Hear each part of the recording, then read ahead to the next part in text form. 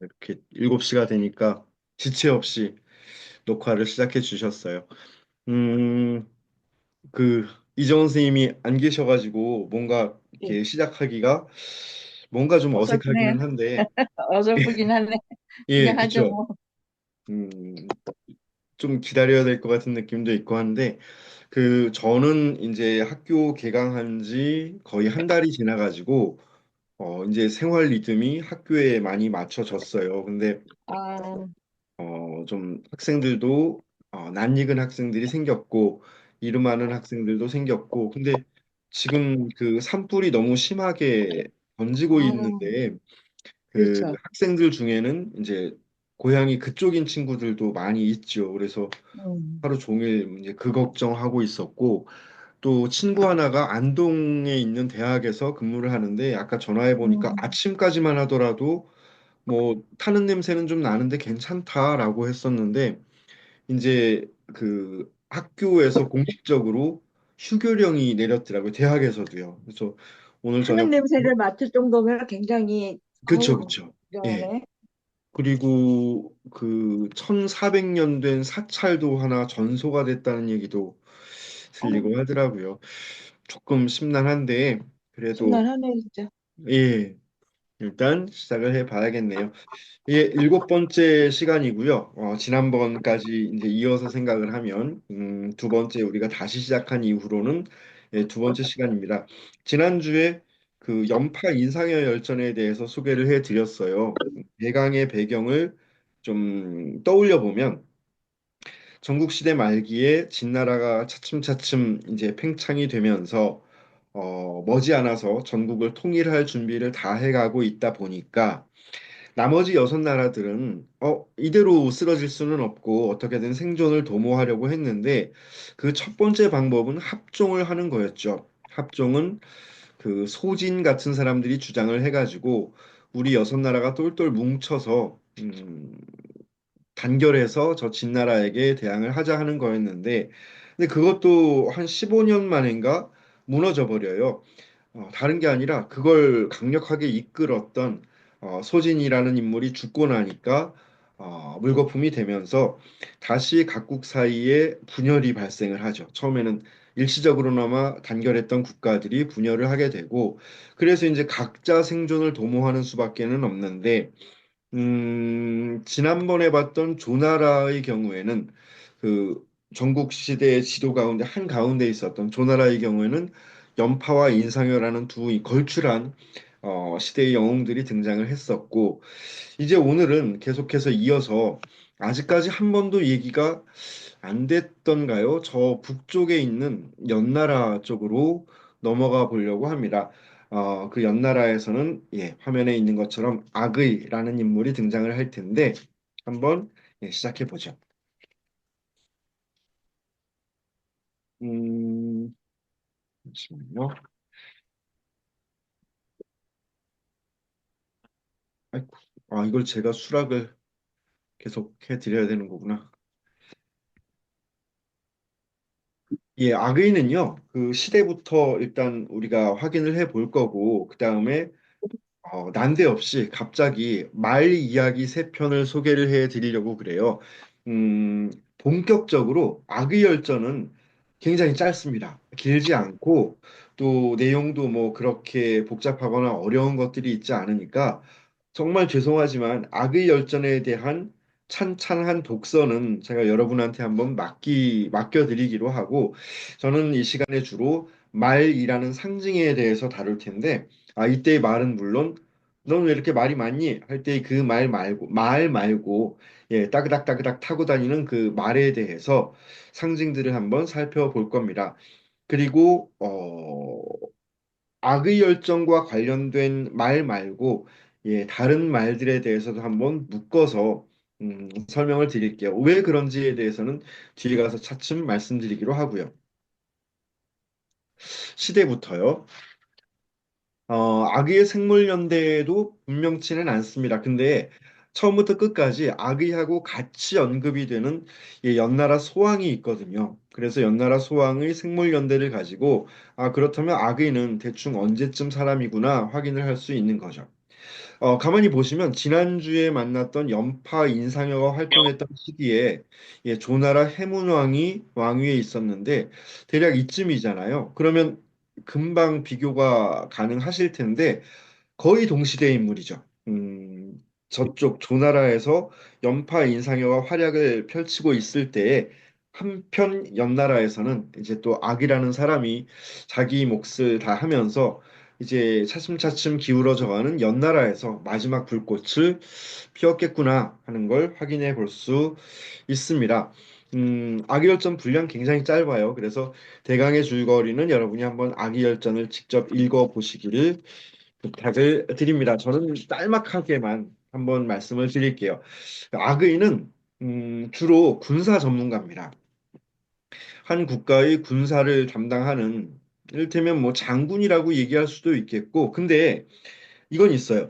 당시에 장군들의 역할이 굉장히 중요해지다 보니까 그 사람이 장군이면서 동시에 이를테면 재상의 역할도 겸비를 하는 거죠. 비상 상황이다 보니까 다른 어떤 문관들의 역할마저도 이 비상사태에 대처하는 장군이 가장 중요한 국정의 결정, 여러 가지 정책들을 결정하거나 중요 사안들에서 방향을 정하는 그런 역할들도 하게 돼요. 그 군사 전문가 악의가 연나라 소왕을 만나면서부터 연나라는 잠시나마 또 극강의 세력을 떨치게 되는데 이게 어느 정도냐면 지난번에 진나라 소왕 기억나시죠? 진나라 소왕 누구였냐면 왜 그 제나라 죄송해요. 조나라에 화시벽을 다오. 그럼 우리가 15개 고을을 줄게라고 해놓고 화시벽만 뺏고 안 주려고 했던 그 사람. 그 다음에 허무하게 인상여가 다시 그 화시벽을 가지고 조나라로 귀환을 하니까 또 막 공격하려고 했다가 민지에서 조나라 해문왕하고 담판을 벌이게 했던 바로 그 사람이고 제가 뭐라고 지난번에 끝나면서 말씀을 드렸냐면 이제 진나라가 곧 통일을 할 텐데 우리가 알고 있기로 진시황이 통일을 했다라고 실제로 뭐 그랬습니다. 근데 진시황이 통일을 할 수 있는 모든 준비를 사실은 그 할아버지, 증조 할아버지 뻘 되는 진나라 소왕이 다 끝내놨다고 얘기를 했거든요. 무수히 많은 정복 전쟁을 벌여요. 근데 기록에 의하면 저 진나라 소왕이 그 수많은 전쟁 가운데 딱 한 번 졌다고 합니다. 패배를 모르는 남자 진나라 소왕인데 딱 한 번 패배한 그 전쟁이 오늘 주인공 악의한테 졌다는 거죠. 그러니까 막 그 비교 불가한 전쟁의 화신 같은 진나라 소왕이었는데 그 진나라 소왕을 단 한 번이지만 격파해냈던 장군이 악의였다라고 생각하시면 될 것 같아요. 자, 그 다음에요. 이 연나라 소왕하고 악의가 만나는 거잖아요. 그래서 소왕 때에 악의가 장군이면서 동시에 재상의 역할을 했다고 했는데 이 두 사람의 조합을 흔히 뭐라고 부르냐면 명군과 현상의 조합이라고 부릅니다. 이거 한자로 쓰면 제가 한자를 못 쓰기도 하지만 너무 막 글씨가 더러워져가지고 명군과 현상의 조합이요. 명군이라는 말은 물론 그 연나라 소왕을 가리키는 말이고 현상은 연나라의 악의를 신하인 악의를 가리키는 말이죠. 밝은 임금하고 어진 신하가 만난 조합이라고요.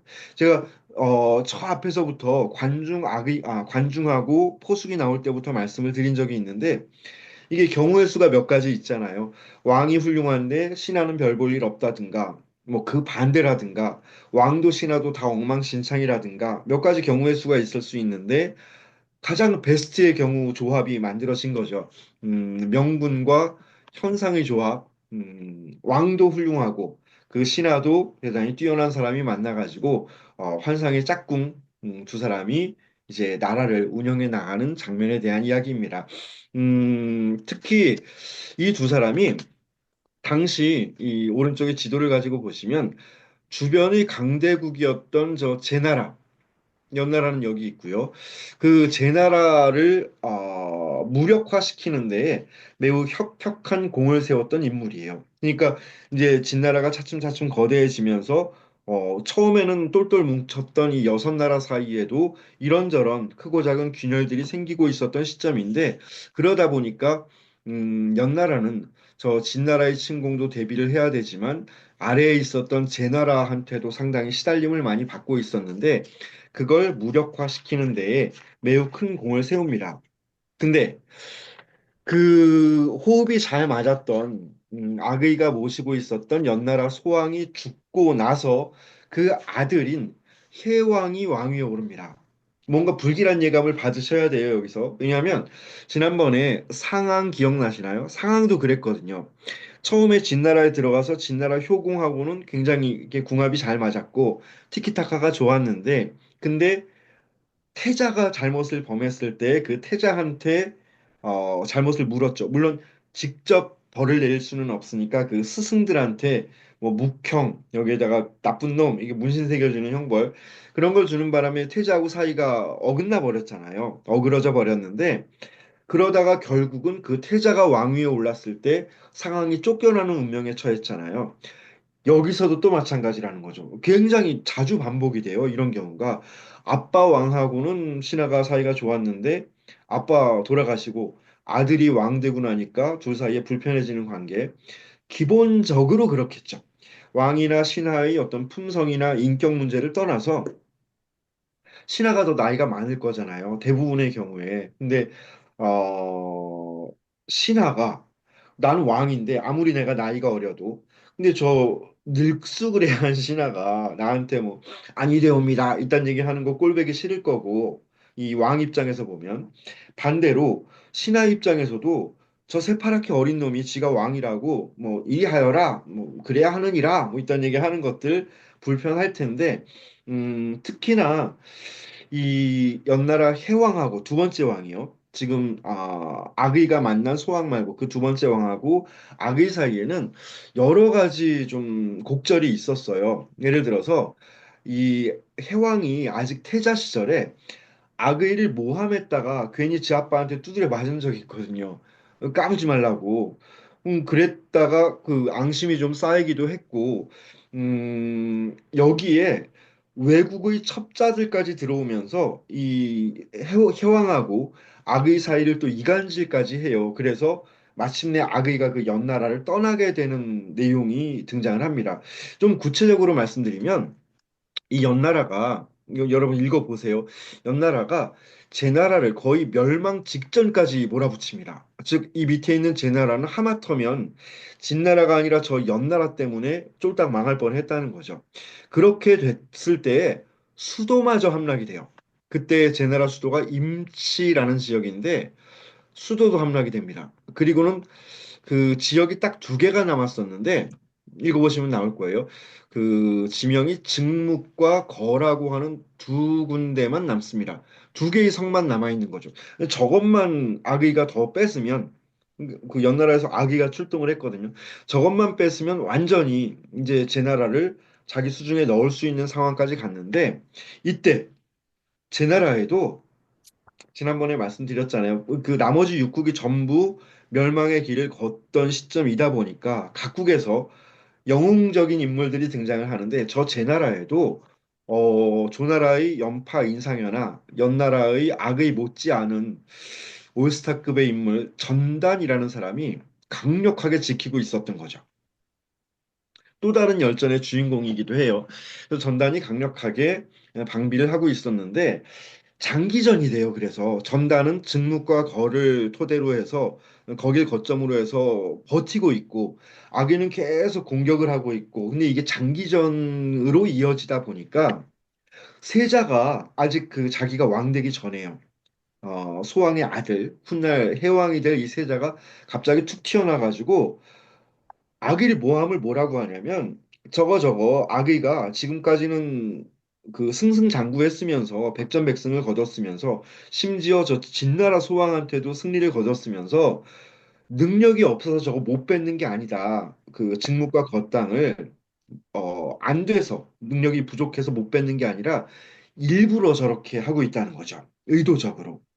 거기서 계속 어슬렁 어슬렁 하면서 그 지역 땅 사람들의 민심을 얻어서 지가 저기 왕 하려고 저러고 있는 거예요. 라고 아빠한테 블라블라블라 이제 얘기를 하거든요. 그랬다가 아빠가 뭐라고 하냐면 그 여기 있는 연나라 소왕이 까불지 말라고 떼찌떼찌 하면서 자기 아들한테 야 어차피 그거 우리가 뺐으면 저 제나라 지역 증묵과 거땅 뭐 이런 데 우리가 뺐으면 내가 그거 악의 줄라고 그랬거든 까불지 말고 찌그러져 있어라고 쿵야하고 혼나요.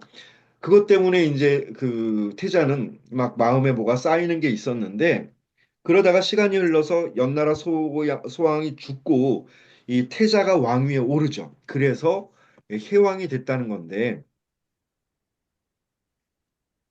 해왕이 왕위에 올랐을 때 저쪽에서 알아요. 제 나라에서 그 점단 등의 사람들이 아 지금 왕이 새로 왕이 된 해왕하고 우리가 그 무서워하는 우리를 계속 괴롭히고 있는 악의하고 사이가 안 좋다는 걸 잘 알고 있었던 제 나라 전단이 그 가짜 뉴스를 퍼뜨려요.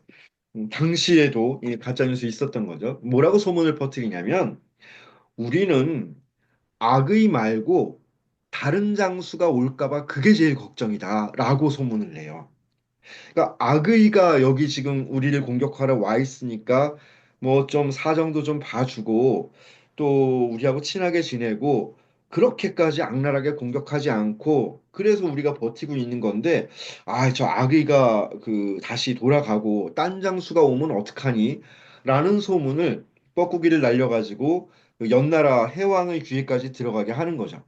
연나라 해왕이 그런 소문이 퍼지니까 맨날 유튜브 보다가 그딴 얘기만 나오니까 내가 그럴 줄 알았다고 이거 보라고 이게 뉴스에 다 유튜브에 나오지 않냐고 9시 뉴스에는 안 나오는 공중파에는 안 나오는데 인터넷에 나오니까 그래서 실제로 장수를 교체해 버려요. 지금 막 끝까지 악전고투하고 있는 잘 싸고 있는 악의를 소환해 버리고 그 자리에 대신해서 다른 장수를 보내는데 그 장군 이름이 기겁이에요, 기겁. 이름이 벌써 좀 불길하죠. 얘가 뭔 일, 그쵸. 기겁이라는 장군을 제 나라에 파병을 합니다. 그랬다가 제 나라에 의해서 박살이 나버려요.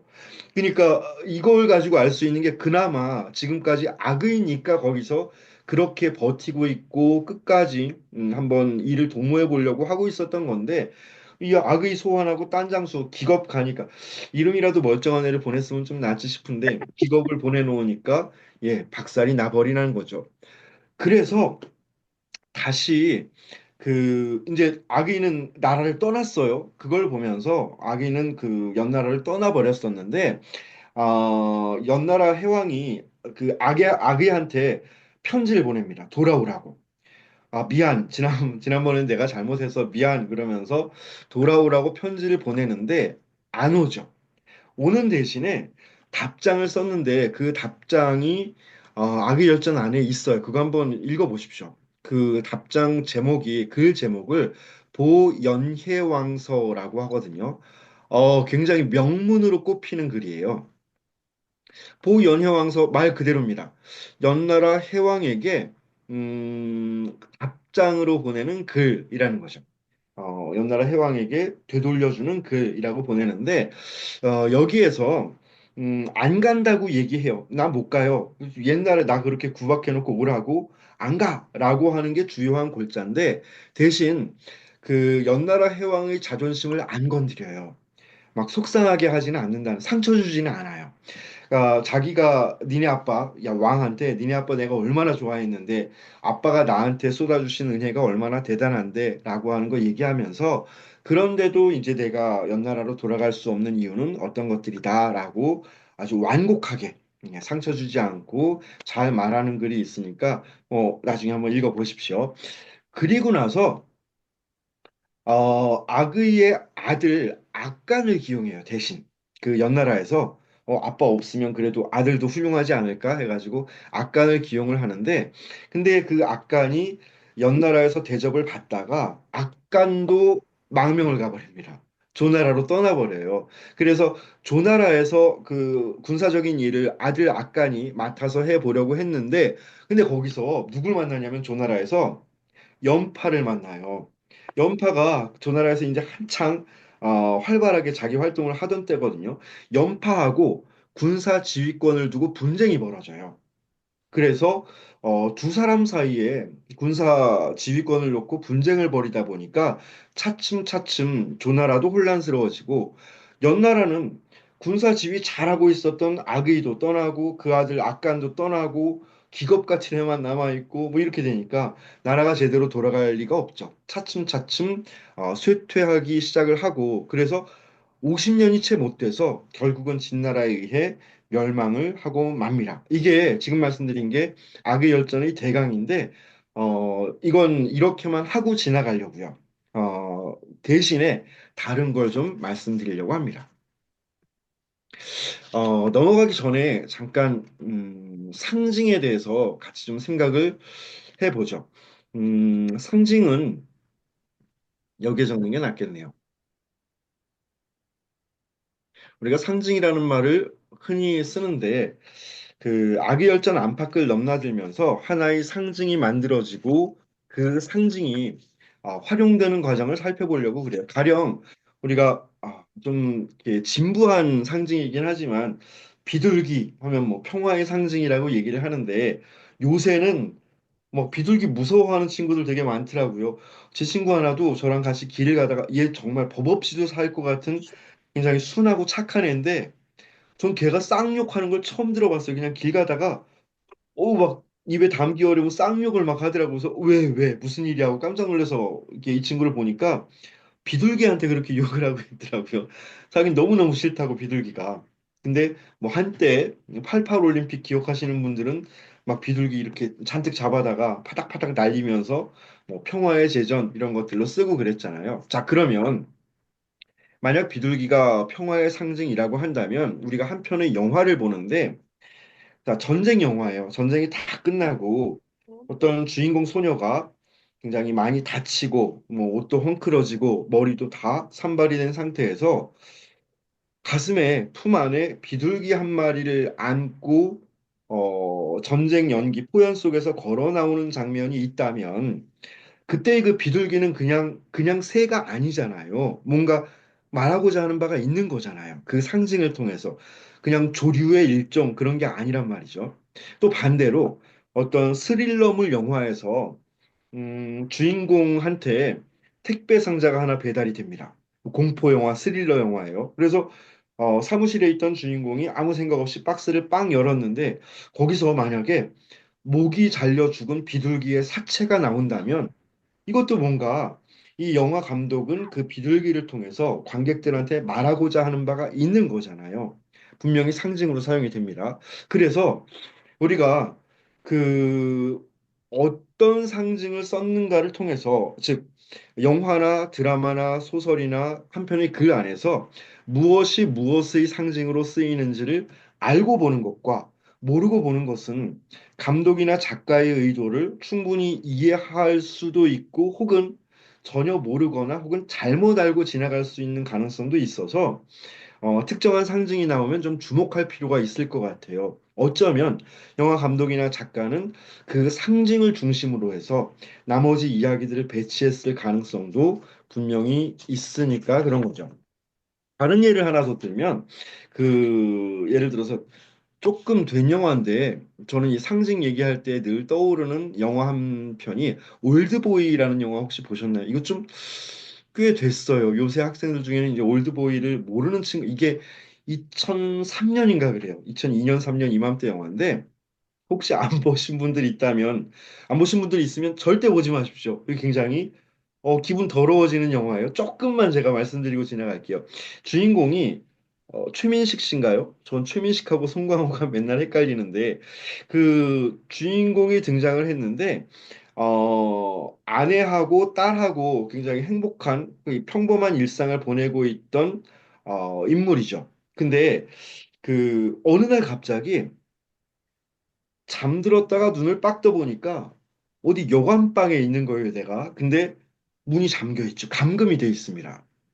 근데 하루 이틀 감금 당하고 끝나는 게 아니라 도대체 며칠이 흘렀는지 모를 정도로 굉장히 긴 시간 동안 감금을 당했죠. 그럼 뭘 먹어야 되잖아요. 문 밑에 있는 출입문 밑에 있는 조그만 구멍으로 먹을 걸 주기는 해요. 아침, 점심, 저녁. 근데 뭐만 준다고요? 군만두만 줘요. 저 군만두 좋아하긴 하는데 아니 365일 아침, 점심, 저녁을 계속 군만두를 주면 사람 미쳐버릴 것 같아요. 근데 직감합니다, 주인공이. 누군가가 나한테 지금 이런 짓을 했으니까 이유가 있을 거다. 내가 나가기만 하면 반드시 복수를 하겠다 생각을 하고 막 체력 단련하는 장면 나오고 그러죠. 그러다가 어느 날 눈을 떠보니까 풀려나 있어요, 자기가. 그때부터 자기를 그곳에 가둔 사람을 쫓기 시작합니다. 뭐 가지고 쫓냐면 그 중국집에서 배달되어 온 그릇에 써 있는 그 중국집 이름하고 전화번호 가지고 이제 쫓아가죠. 그러다가 어디에 들어가냐면 제일 먼저 이제 탈출하고 나서 제일 먼저 그 일식집 일본 요리집에 들어가서 낙지를 먹어요. 산낙지.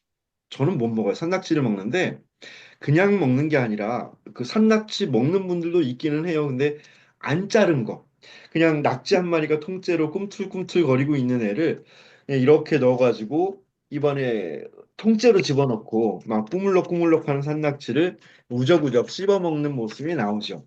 근데 이 장면 때문에 말씀을 드리려고 하는데 똑같은 주인공이 산낙지를 입안에 넣고 씹어먹는 모습을 보면서 동양 사람들하고 서양 사람들이 서로 다른 해석을 했다는 거죠. 물론 이제 서양에서도 굉장히 충격적으로 많은 사람들이 관람을 했던 영화인데 동양 사람들은 이 영화의 산낙지를 씹어먹는 모습을 뭐라고 해석을 했냐면 그동안 주인공이 유폐돼 있었잖아요. 감금이 돼 있었는데 이제 그 상황에서 벗어난 주인공이 뭔가 생동감 넘치는 굉장히 활력 있는 에너지틱한 행동을 벌일 것을 예고하는 하나의 상징이다.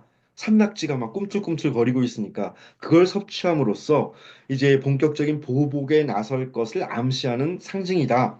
라고 해석을 했는데 서양 사람들은 전혀 그게 아니었다는 거죠. 특히 유럽 사람들.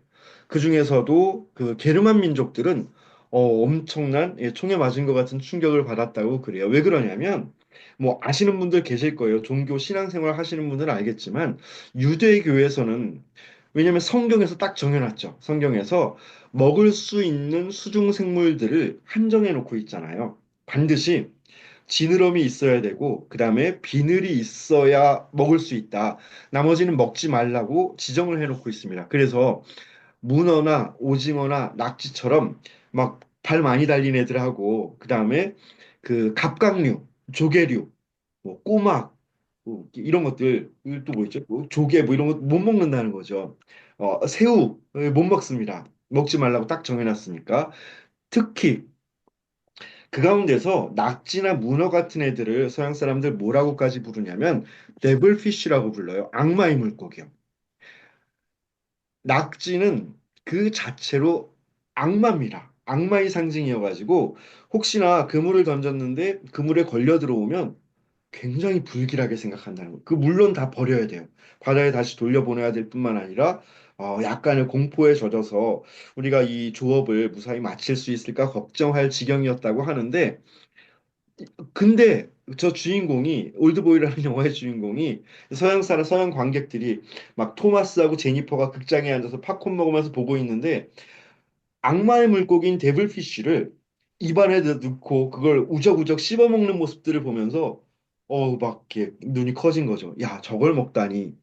그렇다면 그런 악마를 제압하는 지금 저 주인공은 지금부터 악마를 제압하는 어떤 초월적인 존재인가 보다라고 전혀 엉뚱한 해석을 했다는 거거든요. 상징이라는 게 똑같은 무언가도 똑같은 A라는 물건도 어떤 문화권에서 어떤 시대에서 사용되는가에 따라 동일하게 사용되기도 하지만 때로는 전혀 다른 의미를 생성하기도 한다는 거죠. 그래서 그 시대의 상징을 이해하기 위해서는 오늘날의 관점에서가 아니라 다시 그 시대로 거슬러 올라가서 조금 바라볼 필요가 있지 않을까 싶은 생각이 들어요. 예를 들면 까마귀 같은 새가 우리나라에서는 뭐 흉조, 뭔가 불길한 일이 있을 거야라고 얘기를 하는데 제가 듣기로 뭐 일본에서는 그렇지 않고 오히려 길조로 생각하는 해석하는 경우도 있다고 들어본 적이 있는 것 같아요. 자, 그러면 지금부터 말에 대해서 볼게요. 말이 어떤 상징으로 사용되고 있는지를 확인하고 나면 앞으로 여러분이 동양 고전을 읽으시다가 여기서 말이 튀어나왔네 싶을 때 그 말을 그냥 뭐 동물의 일종으로 따그닥따그닥 달리는 말로만 보실 게 아니라 조금은 다른 접근을 하실 수 있을 것 같습니다. 시작할게요.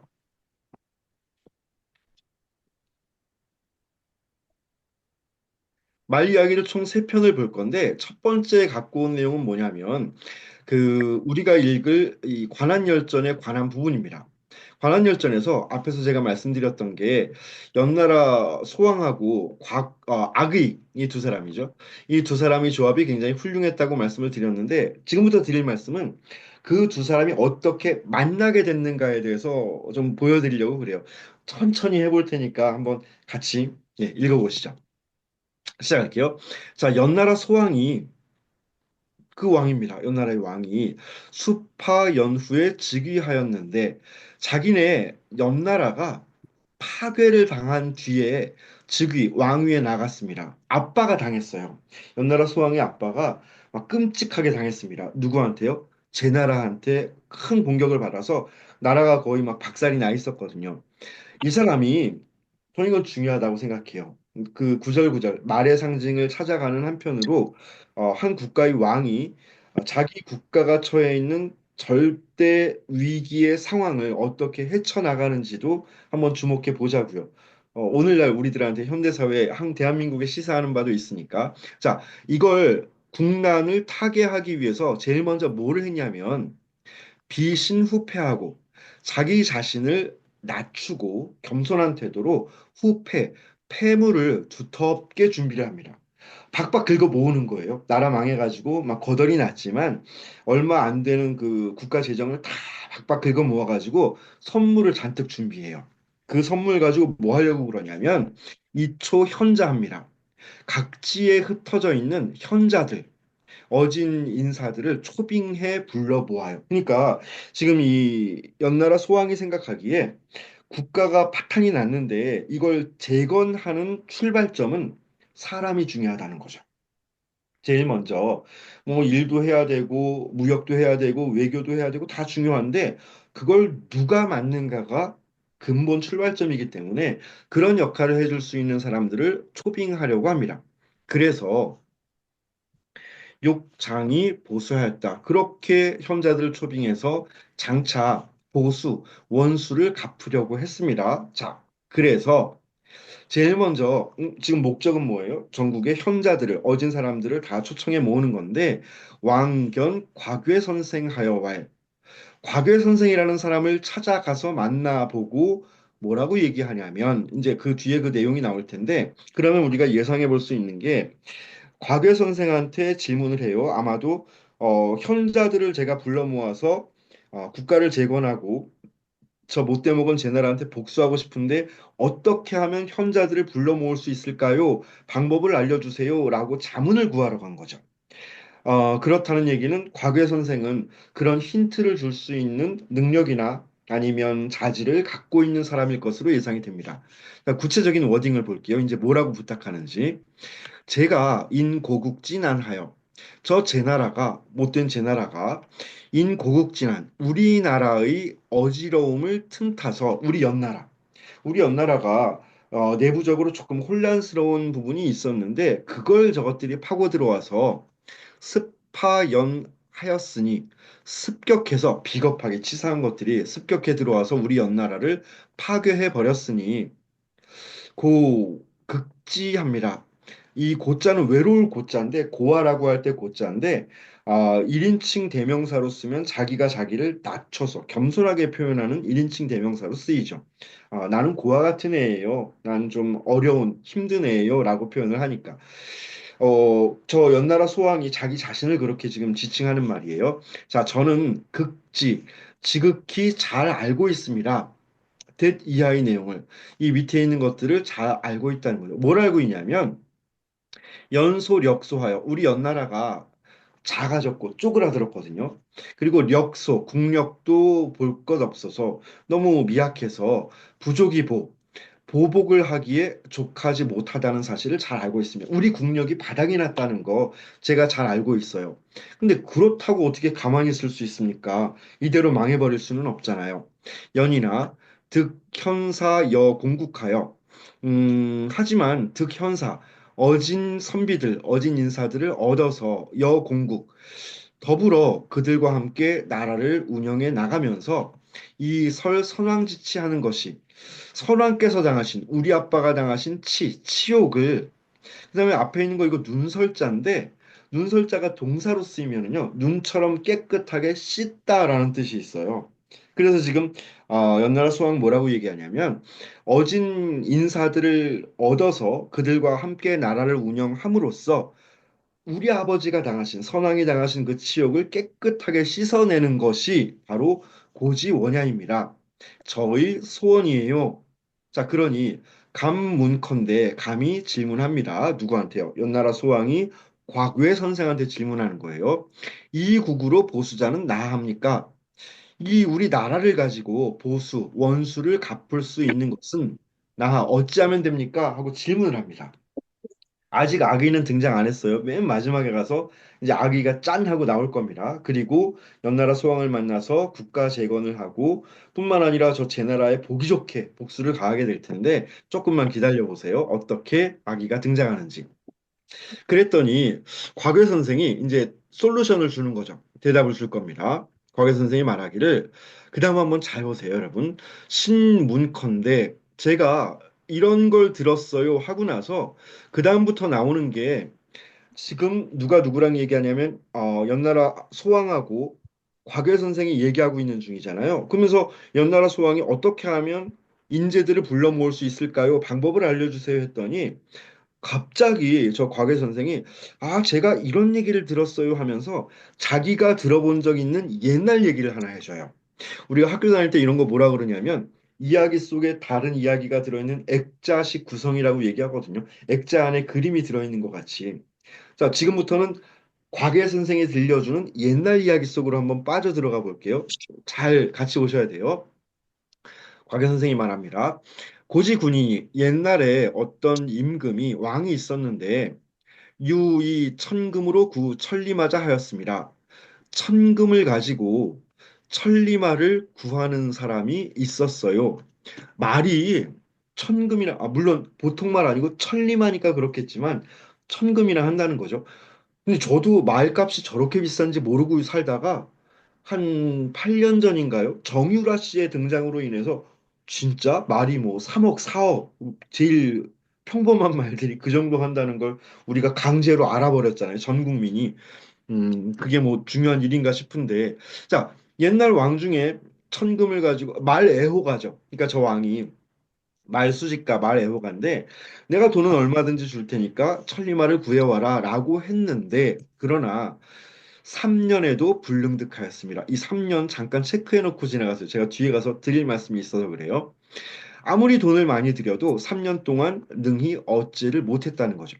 그랬더니 그 모습을 보고 연인이 언어 군하여왈. 연인은 뭐냐면 왕 옆에서 시중을 드는 사람들이요. 그러니까 어떤 고위 관직이 아니라 그냥 뭐 내시나 환관 이런 사람 생각하셔도 돼요. 왜 드라마에서 옆에서 이렇게 부채 붙여주고 있는 그런 사람들 있잖아요. 뭐 이렇게 밥 갖다 주고 하는 사람들. 그 사람이 갑자기 툭 튀어나와서 언어 군하여왈.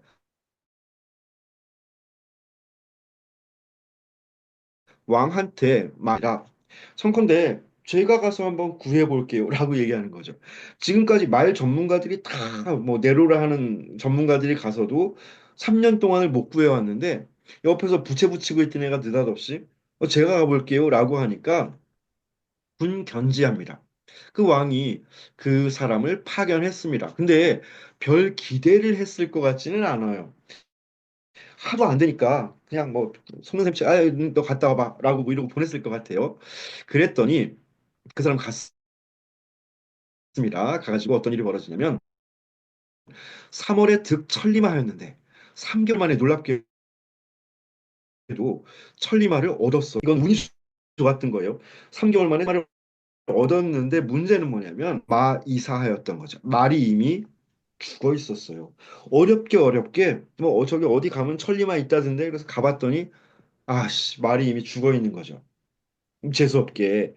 그럼 그냥 와야 되잖아요. 근데 이 사람이 무슨 짓을 했냐면 매 기수 500금 하고 그 머리를 말이니까 대가리라 그래도 되죠. 그죠? 말은 괜찮잖아요. 말대가리, 죽은 말대가리를 500금을 주고 사와요. 그러니까 말값이 이 사람이 왕이 한 10억 줬다고 하면 죽은 말대가리를 뭐 천리마기는 한데 죽은 말대가리를 5억을 주고 사온 거죠. 그리고 반이 복원하였다. 돌아와서 왕한테 보고를 합니다. 그랬더니 당연한 얘기지만 군이 대노하여 와요. 왕이 크게 분노하는 거죠. 막, 대노, 경노 이런 말 많이 쓰잖아요, 요새. 뭐 누구누구가 경노하셨다라고 할 때 그 경노입니다. 왕이 버럭 화를 내면서 야, 이 멍청한 놈아. 앞에 욕도 좀 했겠죠. 소구자는 생마인데 내가 구하는 바의 것은 당연히 살아있는 말인데 미친놈 아니냐? 뭐 이런 얘기도 중간에 했을 것 같아요. 그걸 말을 해야 하냐? 살아있는 말로 사오라는 거. 너는 안사 사마이 손 500금 하였는가? 어찌 죽은 말을 일삼아서 500금을 야, 길에다가 그냥 길바닥에 버리고 온 거잖아요. 꾸역꾸역 말대가리하고 저희 거스름돈 5억인데요. 이러고 왔다는 건 길바닥에다 5억을 버리고 온 건데 왕이 화를 냈을 거예요. 지금 우리 어디 들어있냐면 곽외 선생이 연나라 소왕한테 천하의 인재를 얻는 법을 얘기해주기 위해서 갑자기 옛날 얘기를 하나 해주고 있는데 지금 뭐만 하고 있어요? 말 얘기만 하고 있다는 거죠.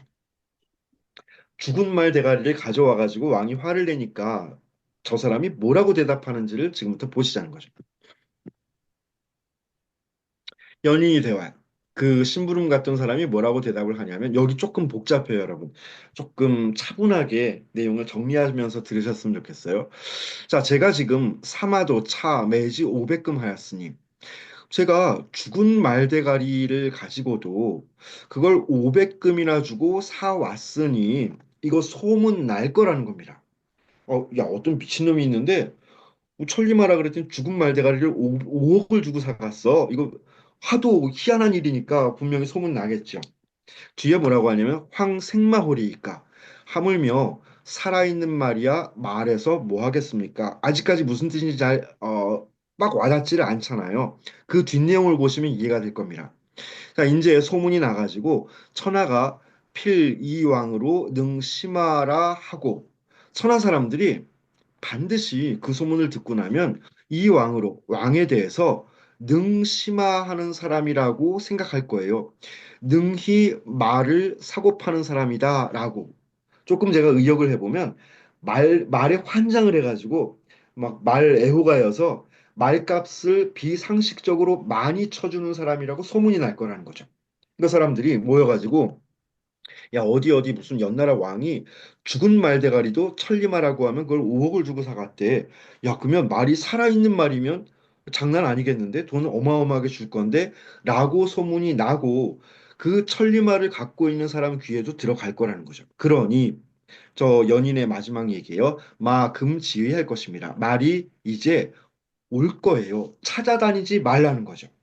지금까지 당신이 실패한 이유는 천리마가 어디 있나 하고 찾아다녔기 때문에 실패한 건데 내가 이렇게 지금 밑밥을 뿌려놨으니까 말이 알아서 올 겁니다. 라고 얘기를 해요. 그랬더니 아니나 다를까 어시에 불능기년하여 이에 있어. 그러고 났더니 불능기년 능히 1년도 못 되어서 이 기자가 일이란 뜻이 있잖아요. 왜 누구 돌아가시고 1년 만에 지내는 제사를 기제사라고 하잖아요.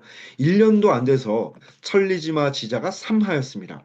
천리마가 알아서 찾아온 것, 물론 말이 자기가 달려서 온 건 아니고 말 주인들이 저도 천리마 있는데요 하고 끌고 온 것이 세 마리였다는 거죠. 앞에서 제가 3년 동안에도 천리마를 못 얻었다고 할 때 3자에 한번 체크를 해보시라 그랬잖아요. 자, 그럼 뭐가 되냐면 앞에서는 3년 동안 한 마리도 못 얻었는데 지금은 1년도 못 돼서 3마리를 얻은 거잖아요. 숫자 가지고 요거 진짜 딱 3년이라거나 뭐 딱 3마리라거나 그게 숫자가 물리적이고 구체적인 숫자가 아니라 이걸 앞뒤를 이렇게 바꿔나가면서 독자들한테 읽는 재미를 좀 주는 거죠. 약간의 리듬감을 만들어주는 부분이거든요. 자, 여기까지가 그 곽외 선생이 연나라 소왕한테 해준 얘기예요. 사실은 얘기 다 끝났습니다. 뭔가를 독서를 할 줄 아는 사람이라면 지금 곽외 선생이 인재를 얻는 방법에 대해서 무슨 말을 하고 있구나 충분히 알아챌 수 있는 부분인데 혹시 모를까 봐 그 뒤에 약간의 설명을 이걸 풀어서 한번 더 말을 해주죠. 뭐라고 하냐면 금의 왕 성욕 치사하신 데는 이제 왕께서 당신이 진실로 선비들을 처치하고 싶어 하신다면 당신 말대로 천하의 어진 인사들을 불러 모아서 연나라를 재건하고 싶은 생각이 그게 진심이라면 그 다음 이거 약간 좀 피식 웃음이 나오기도 하는 대목인데 선종외시 하십시오. 일단 먼저 외로부터 시작하십시오. 왜 누구냐면 곽외 선생 자기 자신이요. 저부터 써주세요 하는 거죠. 이게 잘 대응되셔야 돼요. 내가 지금 무슨 역할을 하겠다는 거예요? 죽은 말대가리 역할을 하겠다는 거죠.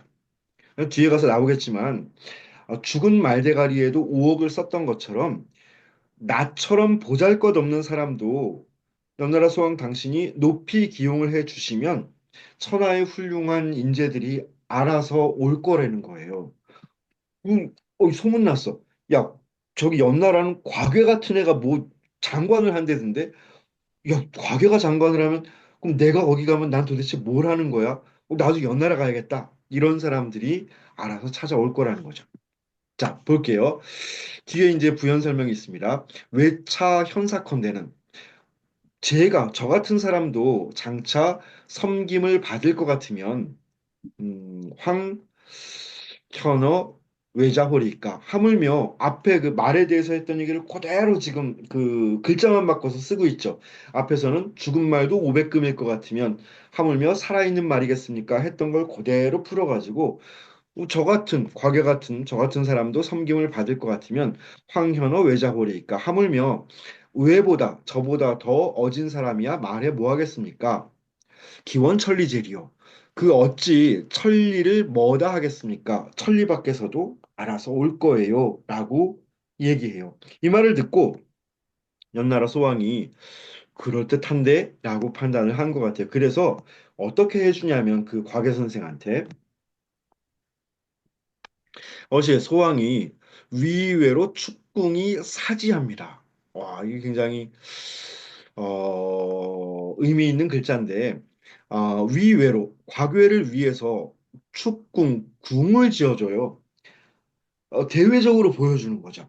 그러니까 실제로 그 곽외 선생에 대한 어떤 존경의 마음이나 진심이 그 표현이 됐다기보다는 이거 아마 막 동네방네 다 소문 냈을 거예요. 뭐 인터넷으로 홍보하고 유튜브 제작해서 영상 돌리고 인스타로 선전하고 하면서 그리고 그를 신하가 아니라 스승으로 섬겨요. 저의 선생님이 되어주세요라고 하면서 진심을 다해서 굉장히 공손하고 정중하게 곽외 선생을 모시는 거죠.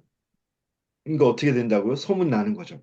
그랬더니 악의 열전의 주인공 아기가 이래서 오게 돼요. 악의가 자위로 왕하였고 위나라로부터 옵니다.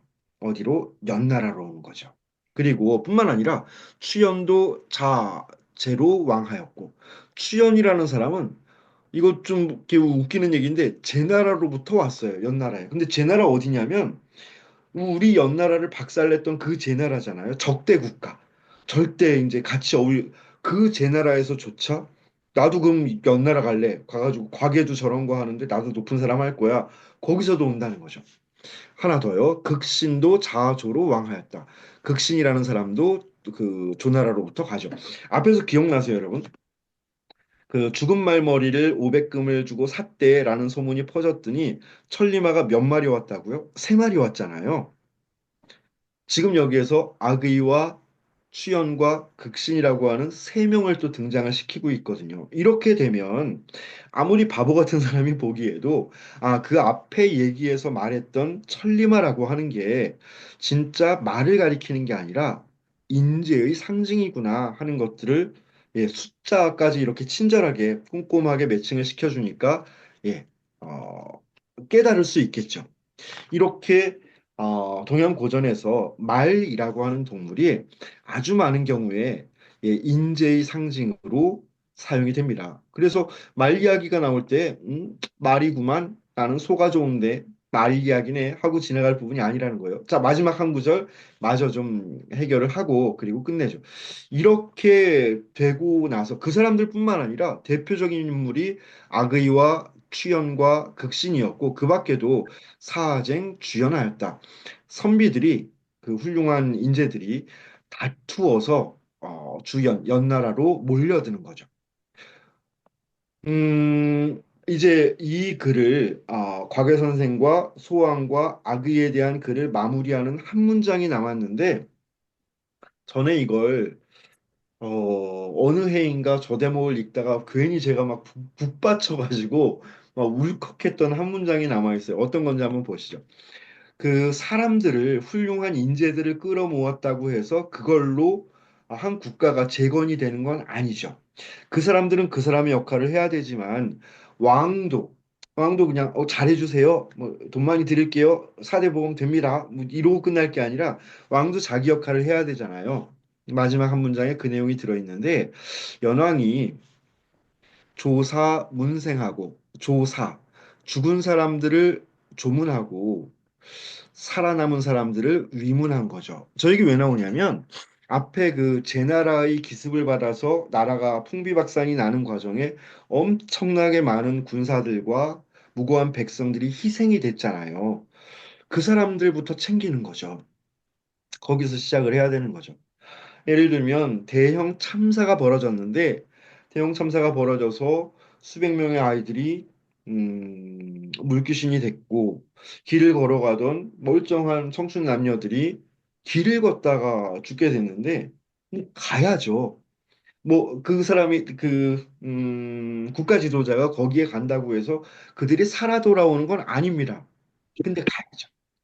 뭐 누구나 그렇게 생각을 하는 거고 그래서 그 죽은 사람들을 조문을 하고 뒤에 있는 문생은 살아있는 사람들 유문하는 거 저거 유가족이잖아요. 아들을 잃은 어머니, 아버지를 잃은 딸, 친구를 잃은 사람들, 그 살아남은 사람들 위문하는 거죠. 그렇게 하면서 여 백성으로 동기감고하였다. 백성들과 더불어서 동기감고, 감은 달 감자잖아요.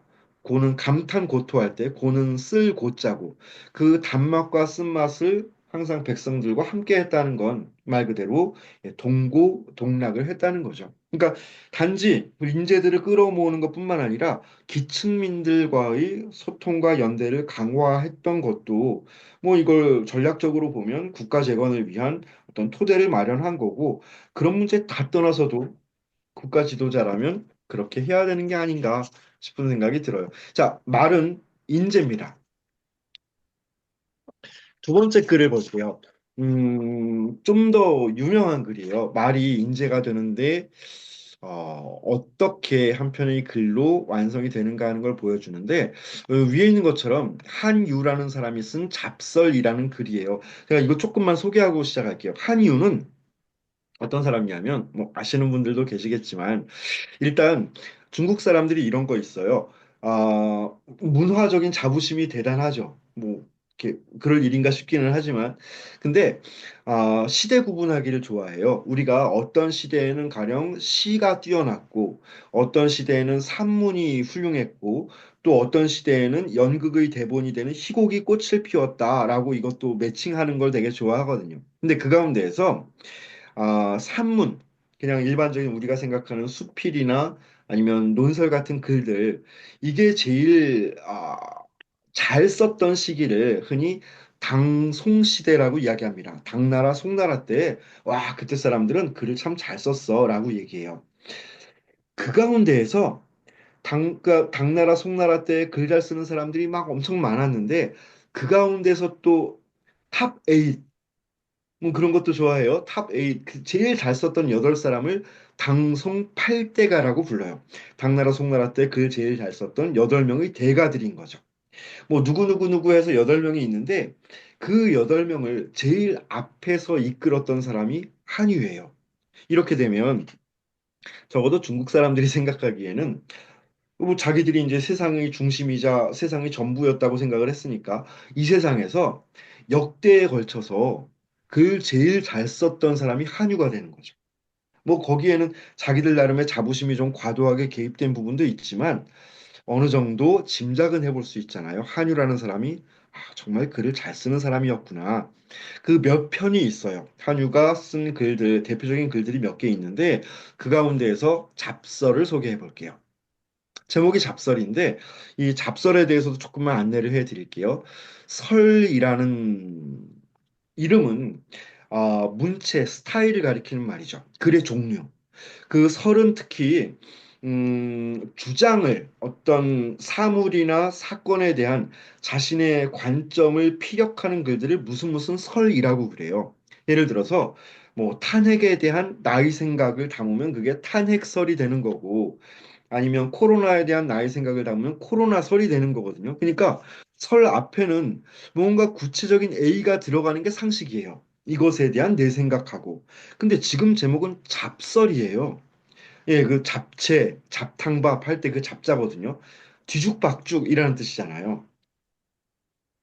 그러면 겸손의 표현일 수 있어요, 일단. 뭐 제가 글을 쓰기는 했는데 한유가 뭐 대단한 내용이 있는 건 아니고 그냥 생각나는 대로 몇 자 끄적거려 봤어요. 별거 아니에요라는 겸손의 표현일 수도 있고 오히려 정반대로 대단한 자부심의 표현일 수도 있습니다.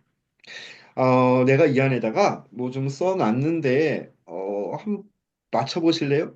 알아맞힐 수 있을래나? 독자들한테 약간의, 머리 싸움, 두뇌 싸움 같은 것들을 제한하는 자부심의 표현일 수도 있어요.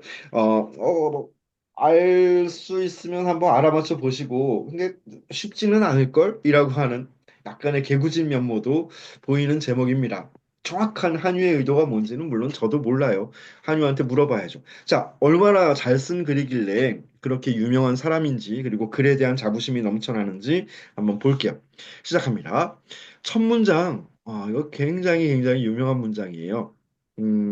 가령, 이 잡설은, 가령 중국 학생들 기준으로 중국에 막 학생들이 아니, 몇 억이 넘나? 뭐 그런 학생들이 있을 거잖아요. 근데 중고등학교를 나온 학생들은 이거 다 외워요. 이 글을 그냥 뭐 해석을 하는 게 아니라 그냥 일단 외웁니다. 중학교 때 외우고, 이제 끝났구나. 난 고등학교 가는구나. 고등학교 가면 고등학교 때 국어 선생님이 또 외우라고 시켜요.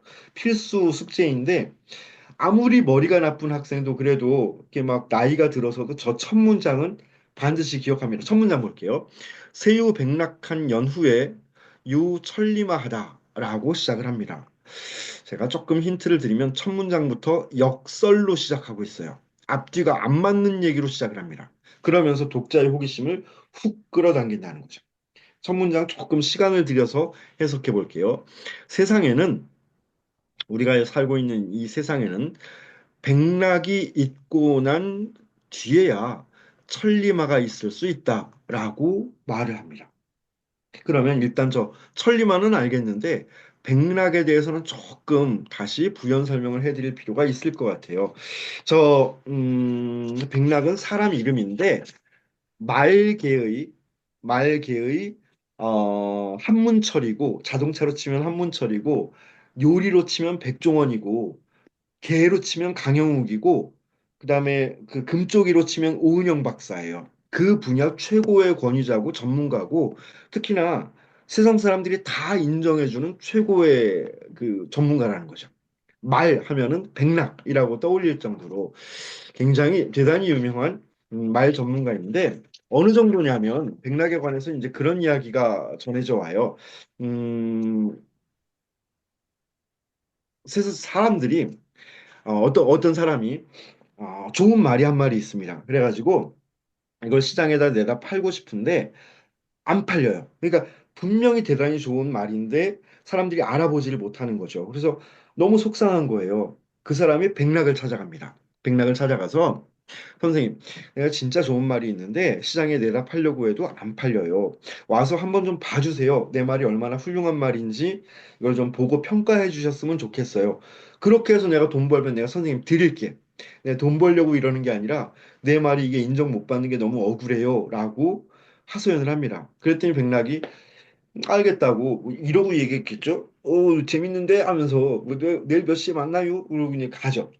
갔는데 백락이 이제 그 말을 봅니다. 이 시액 보고는 아무 말 없이 백락이 그냥 가버리는 거예요. 그러니까 이 말주인은 너무 답답하죠. 아니 뭐라고, 대단한데, 말 좋은데, 뭐 이런 얘기를 해줘야 되는데 그냥 가버리니까 그 말 주인이 당황해가지고 하고 있을 때 가던 백락이 힐끔 한번 돌아봐요. 여기서 나온 말이 백락일고라는 말입니다. 백락 씨가 일고 한번 돌아봤다는 거죠. 힐끔. 뭐 딴 거 한 건 뭐 브라보, 말 원더풀 이런 거 한 거 아니고 이렇게 길 가다가 이 돌아봤어요. 그랬더니 마가 10배가 됐다는 거죠. 말 가격이 화면에 쓸게요. 마가 10배요. 말 가격이 10배로 뛰었다고요. 그 정도로 야 백락이 돌아봤대. 야 돌아봤으니까 10배지. 가가지고 만약에 백락이가 가가지고 말 좋아요 뭐 이런 얘기 했으면 이게 뭐 100배 1000배가 됐을지 모르는 거죠. 그만큼 말에 있어서는 말을 알아보는 말을 훌륭하게 감정하고 평가하는 데서 최고의 권위자라고요. 자 그러면 한유의 잡설 첫 문장으로 다시 돌아갈게요. 세상에는 백락이 있고 난 뒤에야 천리마가 있을 수 있다. 역설이잖아요. 앞뒤가 거꾸로 된 얘기잖아요. 아니, 어딘가에 천리마가 있어야 백락이 가서 보고, 이거 천리마예요. 아, 이건 천리마 아니에요. 라고 얘기를 해줄 수 있는 건데, 의도적으로 지금 앞뒤를 거꾸로 얘기를 하고 있어요. 그리고 그 다음 문장에서 왜 자기가 이런 역설로 글을 시작하고 있는지에 대해서 조금 그래도 친절하게 설명을 해줍니다. 볼게요. 천리마는 상유하나 이 백락은 불상유하기 때문이라는 거죠. 천리마는 어디에나 있습니다. 전 여기에 공감해요, 여러분. 제가 학교 선생님을 하다 보니까 그렇지만 천리마들은요, 어느 해에 어느 학기에 어떤 수업에 들어가도 거기에 분명히 천리마가 한 마리씩 있습니다. 때로는 뭐 두세 마리가 우글거릴 때도 있고 분명히 있는데, 근데 문제는 백락은 불상유하다는 거죠. 그 천리마를 알아보고 감정하고 평가해 줄 수 있는 백락 같은 안목을 갖고 있는 사람은 항상 있는 게 아니라는 거죠. 그러면 천리마 있으면 뭐 합니까? 그게 천리마라는 걸 누군가가 알아보고 인정해주고 높이 평가를 해줘야 되는데 그럴 사람이 없으면 천리마도 없는 것과 다를 바가 없다는 얘기를 첫 문장에서 했던 거죠. 그러니 백락이 있어야 천리마도 있는 게 된다. 그러니까 이때의 천리마가 있다 없다 하는 건 어떤 생물학적인 존재를 얘기하는 게 아니라 그 어떤 사회적 가치, 사회적 정체성 같은 것들에 대한 언급을 하고 있는 부분이겠죠. 고로 수유 명마라도 그다음 부분이요.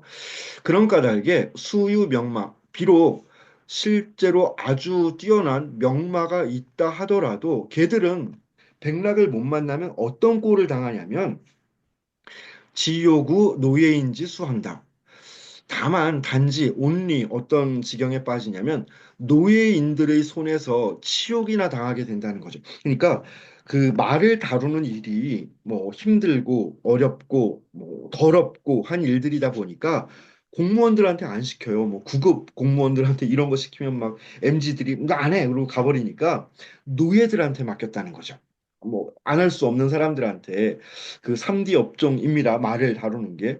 그래서 천리마임에도 불구하고 백락을 못 만났기 때문에 얘가 그런 노예들은 안목이 없잖아요. 몰라요. 똑같은 말 두 마리가 있을 뿐이지 누가 천리마고 누가 보통 말인지 몰라서 그냥 똑같이 대합니다. 막 때리는 거죠. 에이 죽어라 그러고 막 말 때려요. 그래서 치욕을 당합니다. 그러다가 병사후 조력지간하여 나란히 죽어갑니다. 어디에서? 조력지간에서. 조력지간은 그 마국간이요. 마국간에서 다른 평범한 말들하고 똑같이 나란히 죽어가다 보니까 불이 천리칭야 한다. 천리마라는 호칭으로 불리지를 못합니다. 죽을 때까지. 걔는 천리마인데 누굴 못 만나서요? 백락을 못 만나서요. 그러니까 이제 제가 그 꺼풀을 벗겨드렸으니까 지금부터는 천리마 얘기를 들으실 때 어떤 뛰어난 인재를 한번 생각해 보셨으면 좋겠고 백락은 그 인재를 알아보고 또 교육시키고 키워낼 수 있는 선생님이나 아니면 국가 시스템에서는 그 인재를 기용할 수 있는 왕을 생각하셔도 괜찮을 것 같아요. 자, 마지천리자는 이제 단락이 바뀌었어요. 말 가운데 천리를 달릴 수 있는 애들은 즉 천리마죠.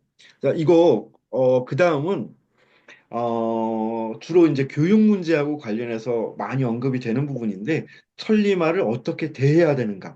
학교 시스템이 혹은 학교 선생님들이 천리마를 어떻게 대할 것인가의 문제인데 한번 들어보십시오.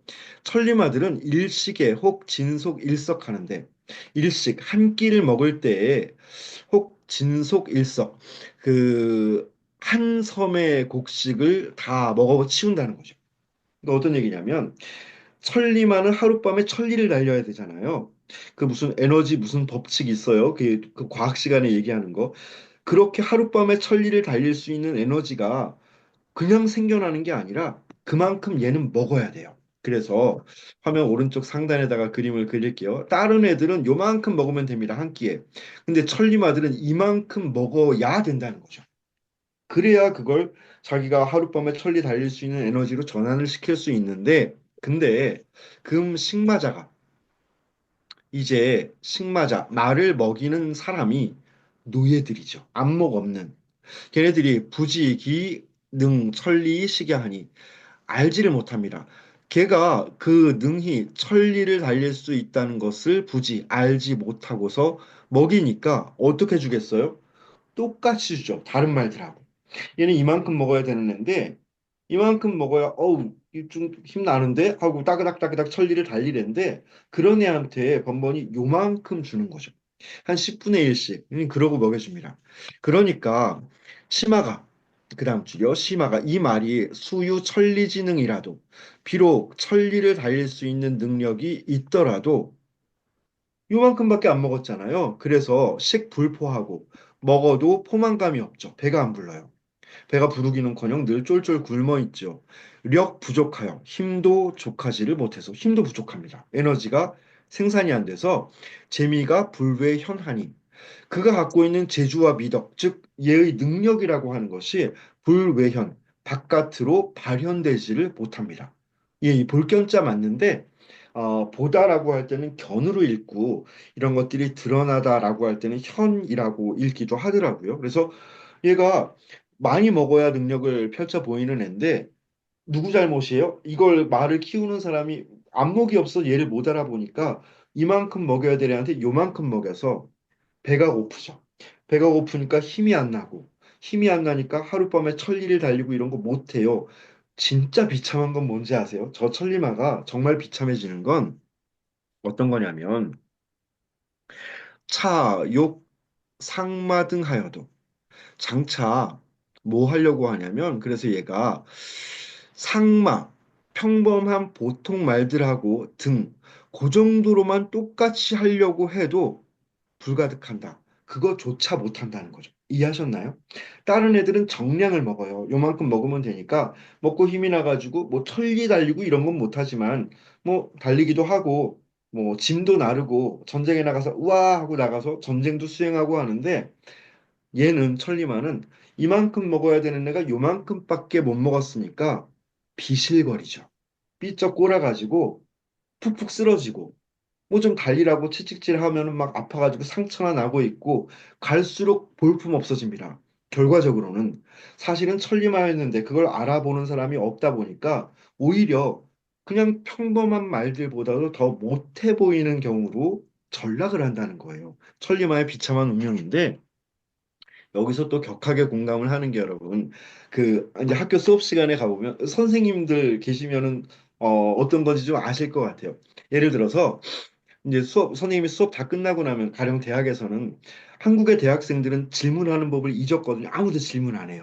왜냐하면 부끄럽기도 하고, 뭐 내가 뭘 모른다는 걸 드러내고 싶지도 않고, 무엇보다도 수업 끝났으니까 가야 되는데, 눈치 보여요.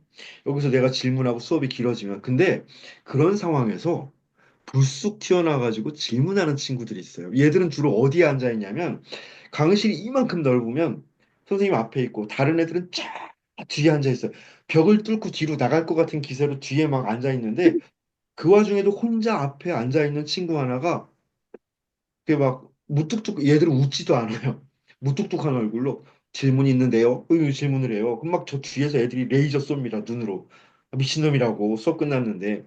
그리고 그 질문의 내용도 어쩌면 수업 내용하고는 조금 결이 다른 내용이에요.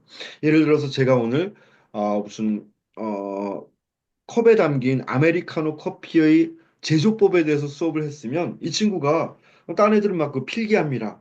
뭐 어떤 브라질 커피는 어떻고 아프리카 커피는 어떻고 뭐 그런 거 막 필기하고 있는데 질문이 선생님 근데 컵에는 왜 꽃그림이 그려져 있을까요? 뭐 이런 걸 질문을 하는 친구들이 있다는 거죠.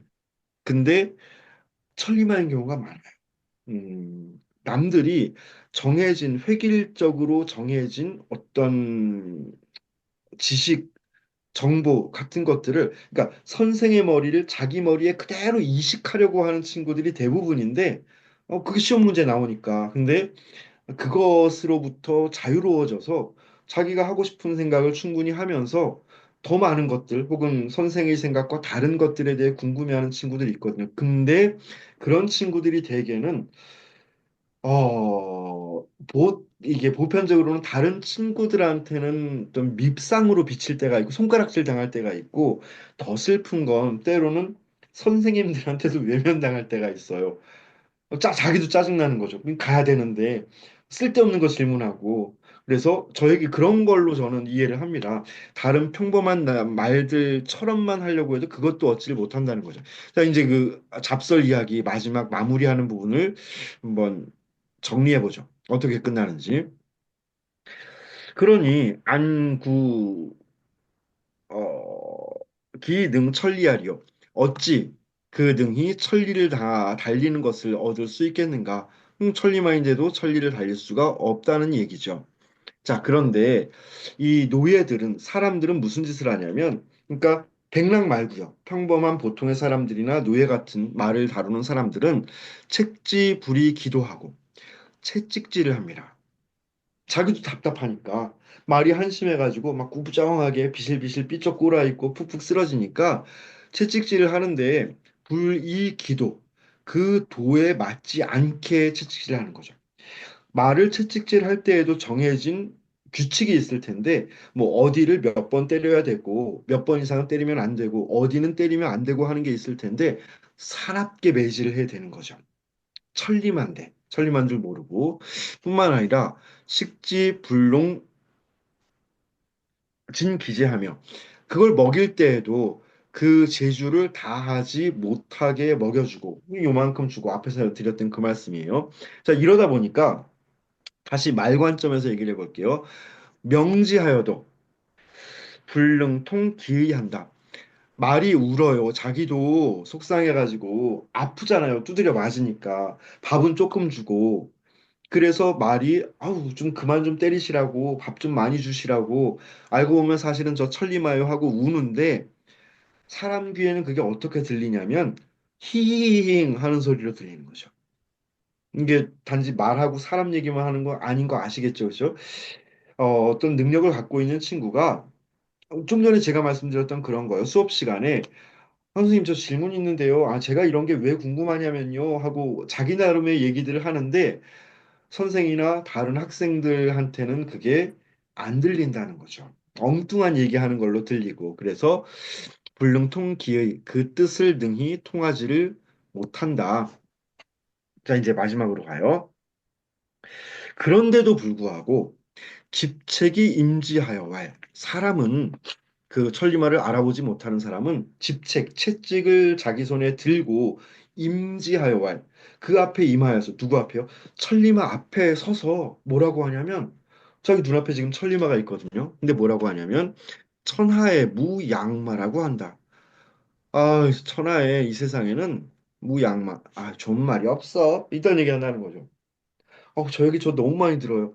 일단 자기 눈앞에 천리마가 있는데도 불구하고 문제는 자기가 그런 천리마를 알아볼 수 있는 안목이 없음에도 불구하고 그 뻔히 보면서 뭐 쓸만한 말이 없어 일단 얘기 한다는 거죠. 학교에 가서 이제 막 교강사 선생님들 모여 계시는 어디 무슨 휴게실 같은 데 가면은 맨날 하는 얘기처럼 요새 애들은 쓸만한 애들이 없어 그런 얘기를 하세요.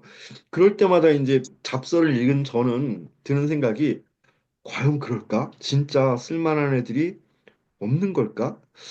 혹시 당신이 그 훌륭한 애들을 알아보는 안목이 없거나 알아보려는 최소한의 노력이 없거나 그런 건 아닐까 하는 생각을 하게 되는 거죠. 마지막 마무리요. 오호라. 오호라는 이제 그 한유 자신이 어떤 탄식하는 말이죠. 아, 하고 한숨을 쉬는 거예요. 채찍을 가지고 이마에서 세상에는 좋은 말이 없어. 뭐 이딴 얘기를 하고 있는데 기진 무마야인가? 기진 불식마야인가? 라고 물음표를 던지면서 글을 끝맺습니다. 어떤 얘기냐면 저 사람들이 얘기하는 것처럼 그 진실로 무마야인가? 그 좋은 말이 진짜 없는 걸까? 아니면 혹시 이런 건 아닐까? 하고 선택 의문문이에요. 근데 이런 경우에 99% 뒤에 나오는 게 자기가 하고 싶은 말이에요. 앞에 건 그냥 던지는 겁니다.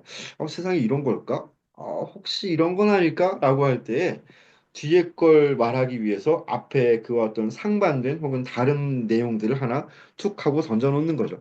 세상에 진짜 말이 없는 걸까? 혹시 기진 불식마야인가? 그 말을 알아보지 못하는 건 아니고 라고 하면서 글을 끝맺어요. 그러니까 좀 묘하게 분위기 묘하게 얘기가 끝나죠. 이게 한유의 잡설입니다. 전반적으로 천리마 인재에 대한 이야기를 하는데 근데 아까하고는 다르잖아요. 아까는 그 인재들을 불러 모으는 법을 얘기하기 위해서 곽외 선생의 이야기 속에 말을 사용을 했고 말이 인재의 상징입니다. 그 자체로. 거기서 이제 얘기가 끝나는데 그 말이 인재의 상징이라는 걸 조금 더 확장을 해 가면서 그렇다면 그런 인재를 어떻게 알아보고 어떻게 길러내고 어떻게 대해야 되는가. 그럼으로써 우리가 무엇을 지향할 수 있는가까지 얘기가 좀 확산이 되죠. 이 부분 가지고는 제가 혹시 뒤에 가서 시간이 어떨지 몰라가지고 미리 좀 말씀을 드리면 그 교육 현장에서도 굉장히 얘기가 많이 돼요. 근데 전적으로 마냥 저 한유의 얘기에 누구나 다 공감만 하는 건 아닙니다. 다시 한유의 생각을 좀 비판적으로 얘기하는 분들도 계세요. 이를테면 너무 엘리트들한테만 관심을 갖고 있다는 거죠.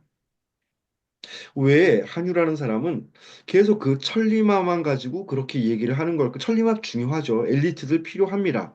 엘리트에 맞는 특화된 교육을 하는 거, 이른바 무슨 특목고, 자사고 이런 거 만들어 가지고 훌륭한 인재들 키워내는 거 중요한데, 그러나 더 많은 숫자의 보통 말들이 있잖아요. 평범한 말들. 왜 그들에 대해서는 관심을 갖지 않는 걸까? 특히나 그 엘리트가 돋보이게 하기 위해서 평범한 말들을 너무 지금 이렇게 무시하거나 홀대하고 있는 건 아닐까? 특별한 교육이 필요하다는 걸 강조하기 위해서 평범한 말들, 평범한 학생들에 대한 교육의 문제는 너무 뒷전으로 밀어두고 있는 게 아닐까라고 평가하기도 하는데 그 부분은 끝나고 나서 이렇게 시간이 되면 조금 더 말씀 나눠보기로 하고요. 말 이야기에 대한 이제 마지막 세 번째 글을 하나 볼게요. 제가 온달전 말씀을 앞에 두 번 드린 적이 있어요. 기억나시는지 모르겠는데 첫 번째는 어디서 했냐면 억양법 얘기할 때요. 기억나시나요? 잠깐 정리하고 갈게요.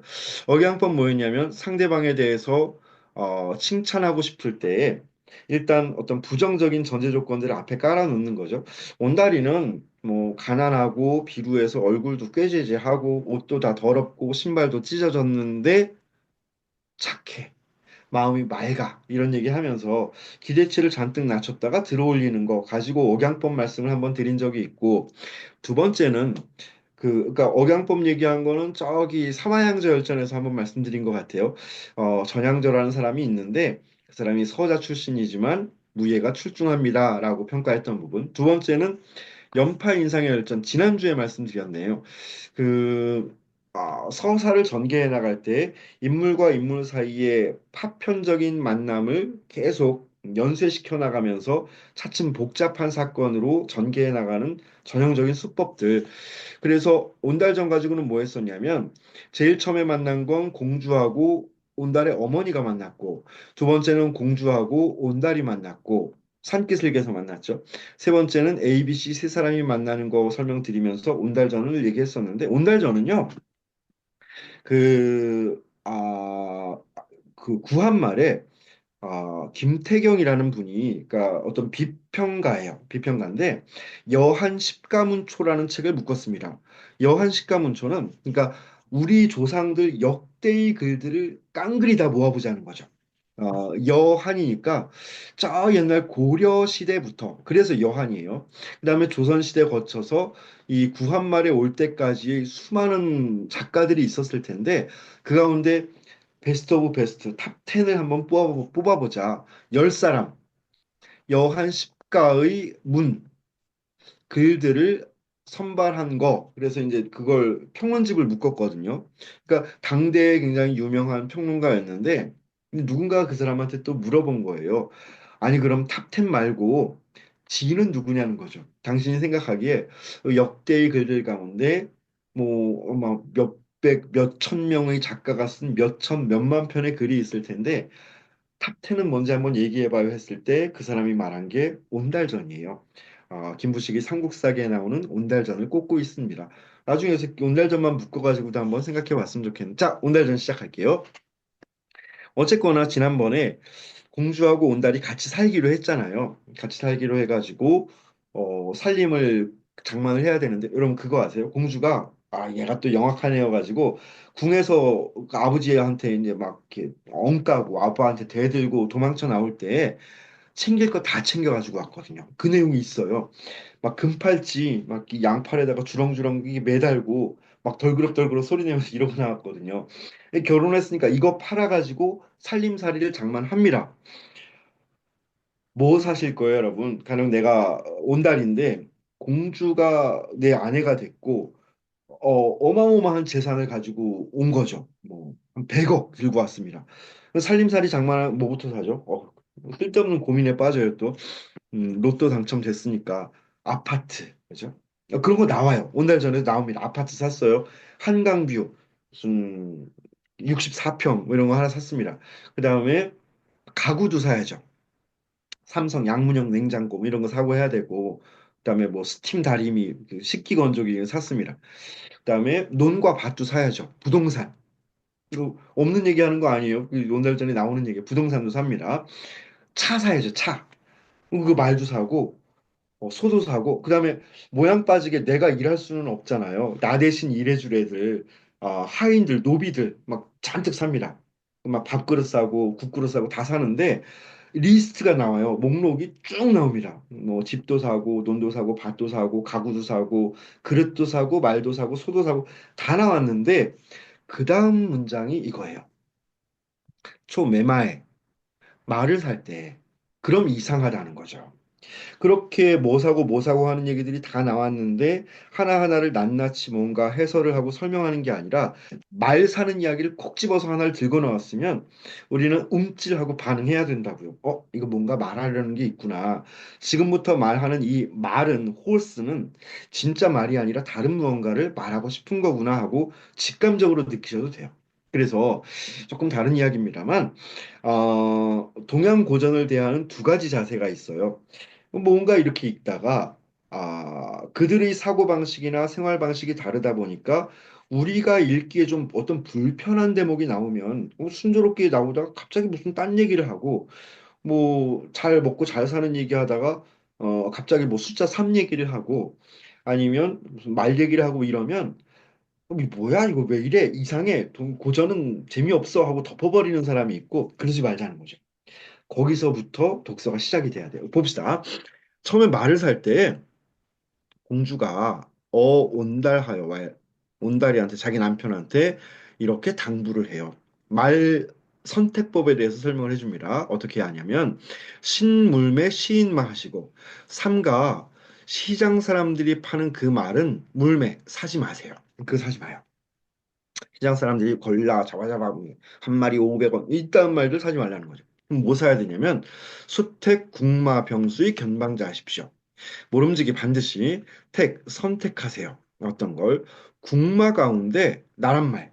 나라에서 키우는 말들 가운데 그중에 분명히 병들고 수척해져서 병들고 막 비실비실 삐쩍 꼬라가지고 견방자 쫓겨남을 당한 말들이 있을 테니까 그걸 골라서 그걸 선택해서 이후 환지 그걸로 바꿔오세요 라고 당부를 합니다. 뭐하고 바꿔와요? 금팔찌 주렁주렁 막 훌라춤 이게 출렁출렁하고 있는 그걸 바꿔오라는 거죠. 그러면 여기까지만 가지고도 여러분 잠깐 생각을 이제 정리해 보자고. 왜냐하면 우리가 잡서를 읽었으니까 왜 시장 사람들이 파는 그 말 말고 나란 말을 사오라고 했는지 한번 생각을 해 보시면 시장 사람들이 파는 말은 종자가 보장이 안 되잖아요. 아마 겉으로 보기에는 꽤 그럴듯할 겁니다. 시장 사람들이 상인들이 조금이라도 더 비싼 값을 받기 위해서 막 털도 잘 빗어주고 또 뭐 먹이도 빵빵하게 먹여주고 혹은 막 거기에다가 물 먹였을지도 몰라요. 근수를 많이 나가게 하려고 또뭐 염색도 해줬을지 모르고 파마도 해줬을지 예쁘게 보이려고. 근데 종자는 좋은 종자가 아닐 겁니다. 시장에서 그렇게 사고 파는 말이니까. 단, 국마는요, 일단 종자가 보장이 되죠. 나라에서 굉장히 엄격하게 관리를 하거든요. 함부로 그 종자가 밖으로 유출도 못 되게 하고 또 바깥에 어떤 잡종의 종자가 궁 안으로 유입도 못 되게 하면서 엄격하게 관리를 했을 텐데 근데 얘가 왜 병들고 수척해져서 쫓겨났냐면 이거 질문을 빡 던지고 대답을 들어야 되는 부분인데 누굴 못 만난 거예요, 제가 지금까지? 백락 같은 사람을 못 만난 거죠. 궁 안에서 이 말이 얼마나 훌륭한 말인지를 못 알아보고 거기에 적절한 밥을 먹여주고 채찍질도 하고 관리하고 해주는 사람을 못 만나다 보니까 병들고 수척해져서 쫓겨난 거죠. 단 뭐요? 종자는 훌륭하죠. 근데 지금 저 문장을 또 한편으로는 한 번 더 껍질 벗겨낼게요. 저 말이 상징하는 거 누구겠습니까? 일단 1차적으로는 지금까지 우리가 연나라 소환과 아그의 만남에서도 봤고 한유의 잡설에서 봤던 것처럼 일반론적인 관점에서 인재를 가리키죠. 근데 지금 이 온달전에서는 좀 더 구체적으로 그냥 막연한 일반적인 인재가 아니라 구체적인 한 인물을 가리키고 있잖아요. 누구요? 온달이죠. 온달전의 첫 문장 다시 기억을 한번 환기시켜 보세요.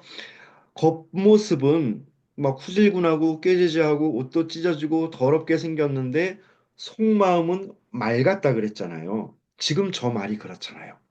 겉으로 보기에는 병들고 수척해지고 삐쩍 꼴아서 비실비실한데 그러나 국마거든요. 종자는 훌륭한 말입니다. 지금까지 왜요? 백락같이 알아볼 수 있는 사람을 못 만났던 거거든요. 근데 그 말을 데리고 오라는 건 그 공주가 지금 무슨 얘기하고 있는 중이냐? 뒤에 볼게요. 온달이 여기연하였더니 온달이 그 말과 같이 합니다.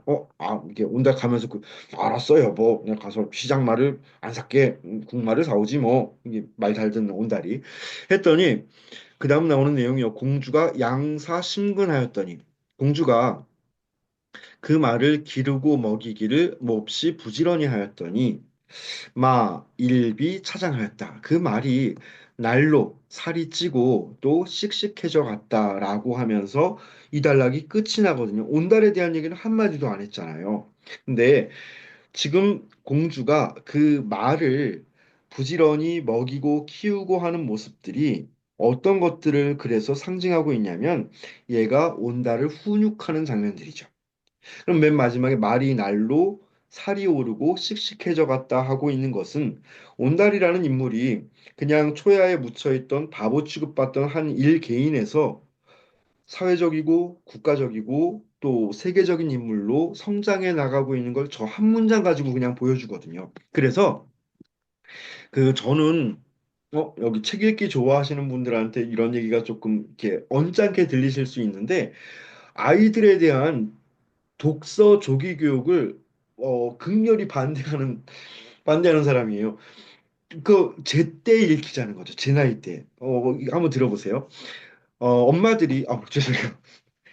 엄마들이 아빠들이 부모님들이 우리 아이가 남들보다 더 빨리 좋은 책을 읽었으면 좋겠다는 마음에서 그 당연한 마음이에요. 그래서 연령을 끌어내려서 읽히는 경우들 이거 말씀드리는 거예요. 7살짜리는 7살짜리 책을 봐야 되고 10살짜리는 10살짜리 책을 봐야 되는데 제 눈으로 목격한 제 주변의 애들을 보면 온달전 이런 거는 동화인 거죠. 애들한테 동화여서 뭐 초등학교 가기 전에 아니면 초등학교 막 들어갔을 때 어린이 온달전을 익혀요. 그 청소년용 온달전, 만화로 되어 있는 온달전을 보이는 거죠.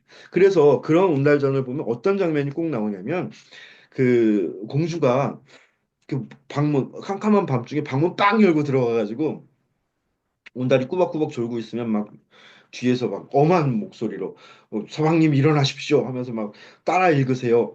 공자왈 공자왈 맹자왈 맹자왈 하면서 막 글 공부를 가르치고 그 다음날 아침엔 또 온달 자고 있는데 방문 딱 열고 들어가가지고 서방님 밖으로 나오십시오. 이렇게 온달 나와요. 그러면은 어린이 온달전 말씀드리는 거예요. 이렇게 마당에서 공주가 이렇게 머리에다 핀 이렇게 꽂고 치마 이렇게 달달달 걷어을 거기다도 핀 꽂고 칼 두 자루 가지고 있으면서 한 자루 막 온날한테 툭 던지고 서방님 들어오세요 하면서 이제 칼 무예 훈련을 시키는 장면들이 나오거든요. 그런 내용이 없는 거죠.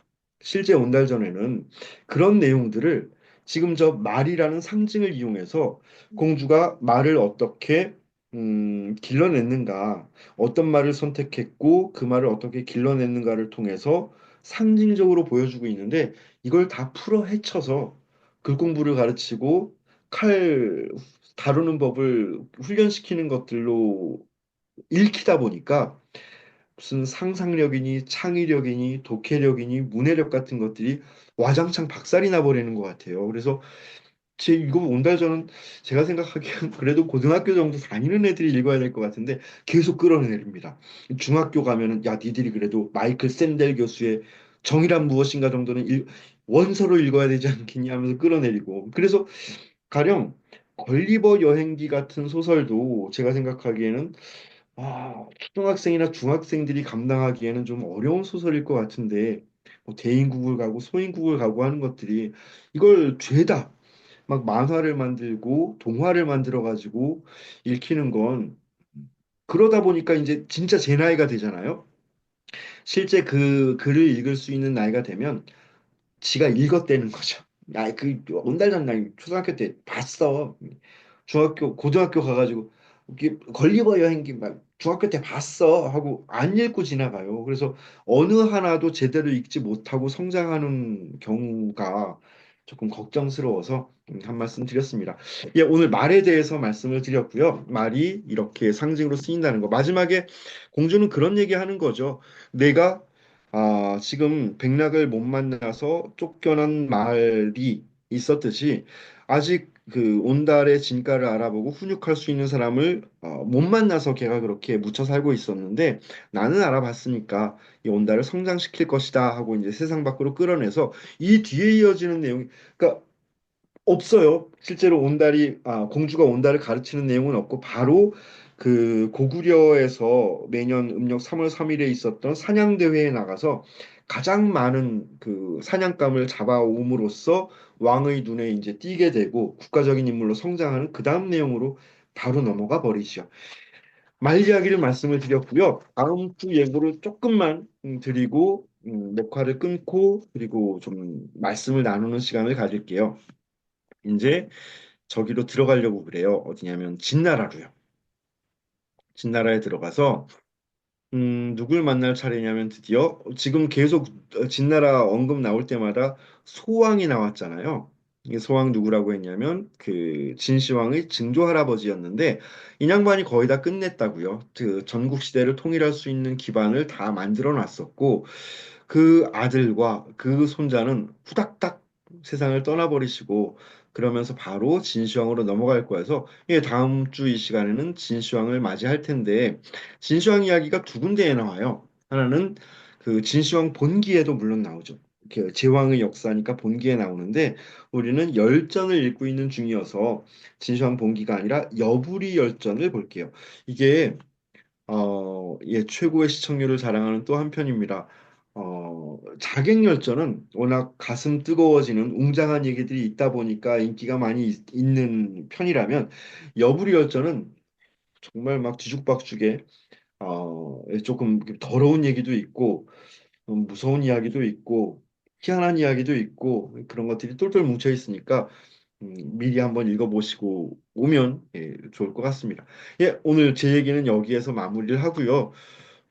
이제 뭐 궁금하신 점이나 혹은 소감이나 다른 말씀하실 분들이 있으면 자유롭게 해 주십시오. 점호 책방에서 진행하시는 선생님이 아직 여기 계신가요, 혹시?